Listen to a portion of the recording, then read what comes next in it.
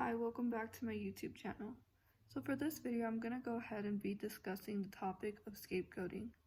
Scapegoating in family systems. So when a narcissistic household has assigned the scapegoat to be in that family role.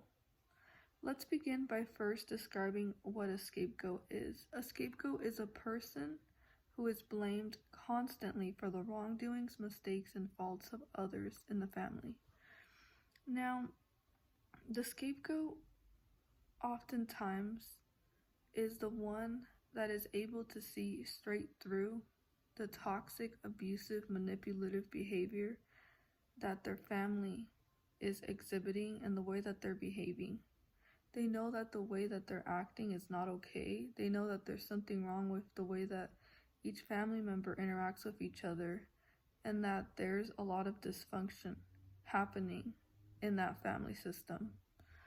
So, since the scapegoat is very intuitive, very self-aware, and very aware of what's happening in that family system, they need to try to silence the scapegoat because the scapegoat automatically becomes a threat and a possible whistleblower to expose the toxicity within their family. So a scapegoat has very positive traits. Scapegoat constantly has empathy, compassion, is very forgiving, is very authentic, and very honest and true to who they are. So other people in the family, they don't like that person has the ability to express their true selves. And so a narcissist feels very inferior and sees the scapegoat child as a threat to their own sense of self-worth and their sense of being perfect. So a scapegoated child will always be blamed for everything that goes wrong in the family. Any tiny mistake, anything bad that happens even outside of the family, let's say the narcissistic parent had a bad day at work or had a bad experience outside of their household, they will come back home, and just rage and belittle and intimidate and abuse, very hostile towards the scapegoated child.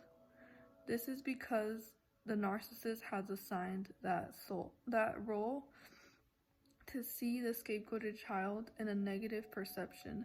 So all the hate, all the inner hate and insecurity that a narcissist feels, they're going to project it onto the scapegoat because they see that child as all bad and as them as an extension of themselves. So the way that the narcissist does not like themselves and is constantly self-sabotaging themselves on the daily, they will end up sabotaging the scapegoated child and blaming that child for their feelings and the way that they feel bad about themselves constantly. So the scapegoated child is blamed for everything. Even if the narcissistic parent drops or spills a glass of water, let's say, that narcissistic parent will still blame the scapegoated child and tell that child that child should feel responsible because the parent made a mistake and the child is being blamed for it and should take accountability for other people's mistakes. So all the family in that family, they all project all their insecurities, all their self-hatred, all their childhood wounds, all their pain onto the scapegoat, and that scapegoat ends up carrying all the pain of every other family member's insecurities. So that's how you know that scapegoat is very strong and resilient, because they're able to assess, they're able to understand that what's going on is very, very toxic. And it's never okay for that scapegoat to have been treated that way. It's not the scapegoat's fault because of the way that the family treated them. There was nothing wrong with the scapegoat. There's something wrong with the people in the family because the way that they're acting is abusive. It's not healthy. It's not normal to treat someone else that way. And it shows that they have a lot of inner wounds, childhood traumas that they haven't healed from.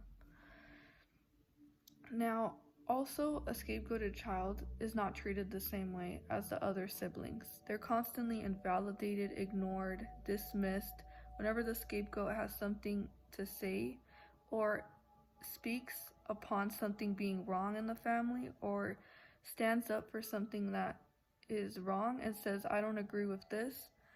The scapegoated child is punished, is told to stay silent, is told to just listen and obey, and abused whenever they have something to say.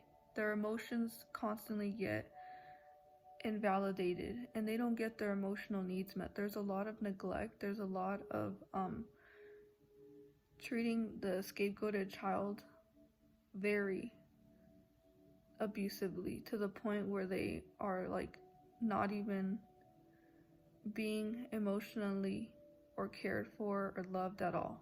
The golden child, on the other hand, is seen as perfect, is given attention, is given whatever they want, and they can do no wrong. But the scapegoated child is seen in a very negative spotlight, and there's constantly this comparison, as the narcissistic parent will tell the golden child that the scapegoated is just a horrible sibling. And then the narcissistic parent will tell the scapegoat that they should be more like their golden child sibling. That why can't they be just like their other sibling? Why can't they be a better child? Or why can't they just be normal like their other sibling? And they label scapegoated children as weird, as different, just because they're not easily controlled and just because they're not easily manipulated into following the family's structure. So even when the scapegoated child speaks up and says, this is not right what's going on in this family, or is opinionated about something that is an injustice in the family system, the manipulative narcissistic family members will gaslight the scapegoat and lie to them and tell them that they're the problematic child, that they're the difficult one, and that they're responsible for everything bad that happens in the household. So they're dismissed as unimportant because the narcissistic parents and the family members, they want to make it very known that their opinion, that who they are, that what they want is not important and it should just be disregarded. And they make it very known by ignoring the scapegoat and making them feel that they don't belong and that they're not accepted and that nothing that they do is ever good enough. The scapegoat is doing most of the work in the family to maintain it and helping a lot and trying to gain the acceptance of the parent, but no matter how much they do, it's never good enough. They're never given credit, and the golden child is constantly applauded for doing the bare minimum in the family. So oftentimes we are chosen to be the scapegoat because of our great, wonderful personality traits. So we're not targeted as a scapegoat because we're bad and because there's something wrong with us. Most of the time it's because we have very positive, we're very consciously aware of what's going on. We're very empathetic, very loving, very forgiving. We have very positive qualities that our family members lack themselves, and so they become jealous. There's a lot of jealousy when people in the family are very jealous of the scapegoat. They're not going to tell them, but they're going to belittle them, mock them, laugh at them, so they can feel like they're superior to them and make the scapegoated child feel like they're inferior. But what really is going on is that the ones who are mocking and laughing at the scapegoat, they truly feel very insecure and they feel very inferior because of the scapegoat, because they see how much potential, how intelligent, how intuitive, empathetic, and caring and forgiving the scapegoated child is that they want to attack them because of what they carry, their value. So oftentimes the whole entire family, they just gang up on the scapegoat. And this is how you can tell that there's something really off in this family system, because it takes all the family members to all get together just to belittle just one person. And it just shows you that they have very deeply damaged, they're very damaged inside, and they have rooted issues within themselves that really need to be fixed. So they throw out all their insecurities. So an example of being a scapegoat is the fact that they'll get together and they all feel like they just want to bother or gain narcissistic supply. The narcissistic parent will just start this argument out of nothing and make it a big deal just because they want to get narcissistic supply, and they'll constantly put each sibling to go against each other. They'll put rivalry between both siblings to compete against the narcissistic parent's attention. So most of the time,